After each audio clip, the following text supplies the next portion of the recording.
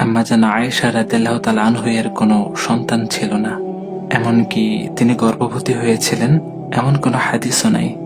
আম্মা জান খাদিজাতুল কুবরা রাদিয়াল্লাহু তাআলা আনহা-এর পর রাসূলের সবচেয়ে প্রিয়তমা স্ত্রী ছিলেন তিনি।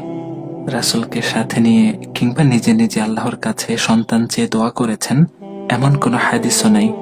রাসূল সাল্লাল্লাহু আলাইহি ওয়াসাল্লামের ইন্তেকালের সময় আয়েশা রাদিয়াল্লাহু তাআলা আনহা-এর বয়স ছিল 18 বছর।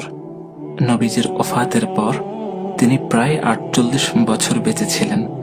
এই দীর্ঘ সময় তিনি স্বামী, সন্তান ও সংসার ছাড়াই কাটিয়েছেন।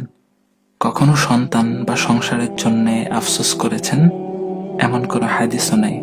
তিনি জ্ঞান চর্চা করেছেন, আল্লাহর ইবাদত করেছেন, মানুষদের নিয়ে ধর্মীয় আলোচনা করেছেন, ইসলাম প্রচার করেছেন, দ্বীনের খিদমত করেই জিন্দেগি কাটিয়েছেন। সন্তান না থাকলে, সংসার না থাকলে কোনো মেয়ের জীবন থেমে যাবে না। মা হতেই হবে এমন কোনো কথা নেই।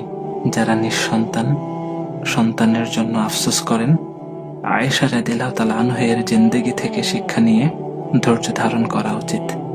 আল্লাহ বিভিন্নভাবে তার বান্দা-বান্দীদের পরীক্ষা করেন। আল্লাহর প্রতি অবিচল আস্থা রেখে পরীক্ষা দেওয়া উচিত।